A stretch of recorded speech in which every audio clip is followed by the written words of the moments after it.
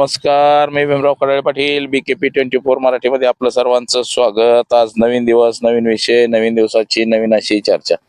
आज चर्चा घेऊन आलोय म्हणजे बघा, आता कीर्तनकार जे महाराज आहेत, समाजाला जे चांगलं सांगणारे जे महाराज आहेत, यांची संख्या खूप कमी झाली. आता घुसखोरी झाली ती म्हणजे बोंदोगिरी करणाऱ्या महाराजांची, जात धर्म सांगणाऱ्या महाराजांची, हिंदुत्व सांगणाऱ्या महाराजांची, भाजप सांगणाऱ्या महाराजांची, म्हणजे भाजप कसं चांगलं आहे हे सांगणाऱ्या महाराजांची, नथुराम गोडसे चांगला कसा होता हे सांगणाऱ्या महाराजांची, म्हणजे जसा संग्राम बापू भंडारी जो आहे हा नथुराम गोडसे सारखे विचार घेऊन नथुराम गोडसे आम्हाला व्हावं लागेल असं बाळासाहेब थोराताला धमकी दिलेला माणूस आहे.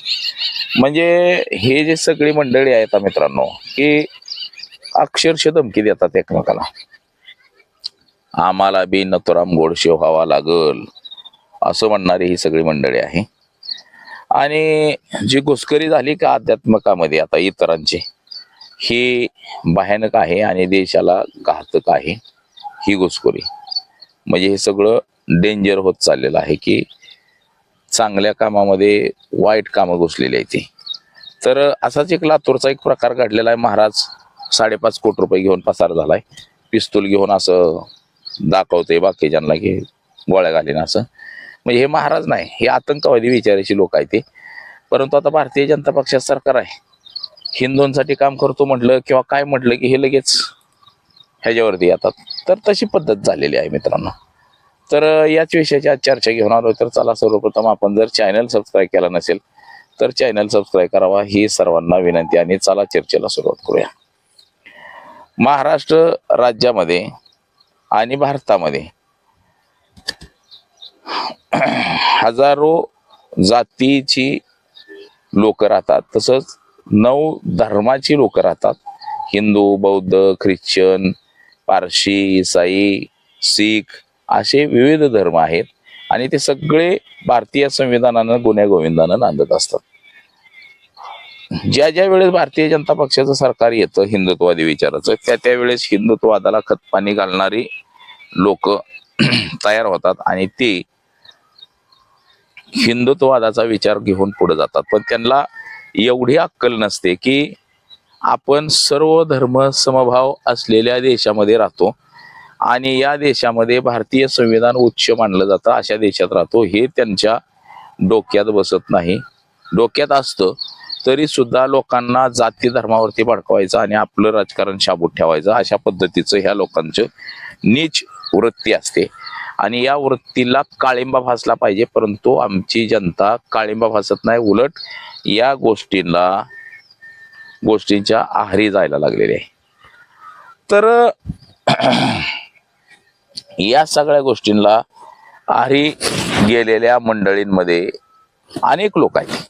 बुवाबाजीच्या नादाला लागलेले अनेक लोक आहेत. हे बुवा तिथं बाया, जिथं जिथं बुवाबाजी आहे तिथं तिथं महिलांवरती बलात्कार होतो, अन्याय अत्याचार होतो, त्यांचा खून केला जातो.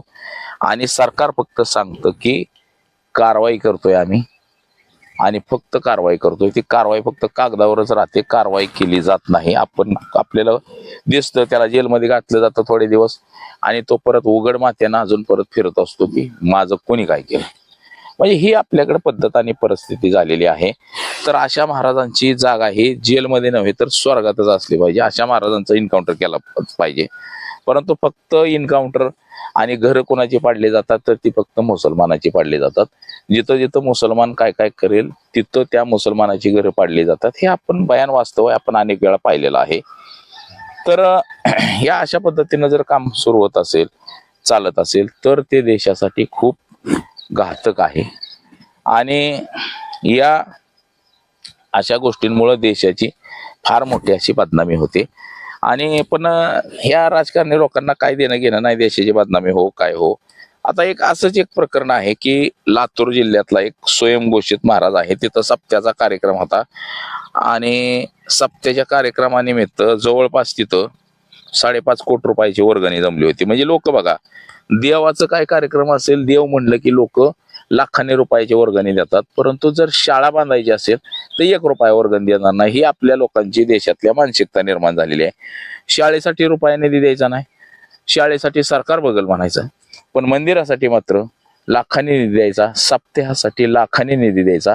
हे आपल्या देशाचं आज भयान वास्तव निर्माण झालेलं आहे मित्रांनो. आणि ह्याच वास्तवापोटी काय ह्या अशा गोष्टी घडत असतात. आता ह्या लातूर जिल्ह्यातला हरिनाम सप्ताह वादाच्या भोवऱ्यात अडकलेला आहे. किशोर महाराज शिवणीकर हा एक स्वयंघोषित महाराज आहे. हा भारतीय जनता पक्षाचं नाव सांगतो, मी हिंदुत्ववादासाठी काम करतो असं सांगतो. 5.5 कोटीचा ह्याने अपहार केला ह्या महाराजांनी. आता इथं प्रकरण असं झालेलं आहे की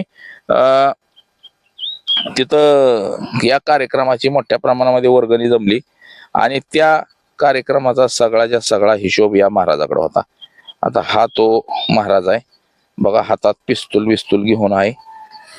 हे बघा, लातूर जिल्ह्यातल्या खंडापूर शिवारातला हा कार्यक्रम आहे, पार पडला हरिनाम सप्त्याचा.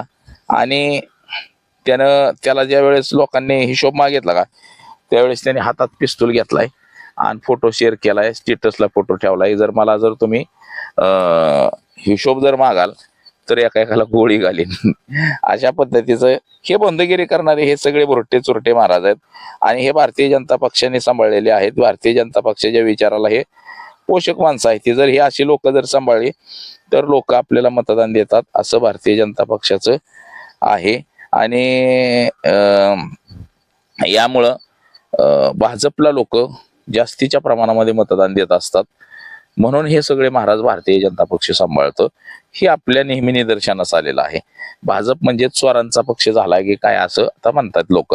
चोरांचा, भ्रष्टाचारांच्या, लुटारूंच्या टोळ्या निर्माण झाल्या त्या भाजप म्हणजे, असं आता लोकांना सुद्धा वाटायला लागलेलं आहे की हे सगळं फक्त आणि फक्त भाजपमध्ये घडतं, इतर पक्षामध्ये कुठेही घडत नाही. तर ह्या अशा पद्धतीनं या बोंधो महाराजानं कामकाज केलेलं आहे. आणि तो थोडा बी अपहार नाही की बाबा 2,000, 5,000, 10,000 केशातलं देता येते. 5.5 कोटी रुपयाचा अपहार करून गडी पाचार झालेला आहे. आता तिथं पोलीस स्टेशनला गुन्हा सुद्धा दाखल त्या महाराजावरती झालेला आहे.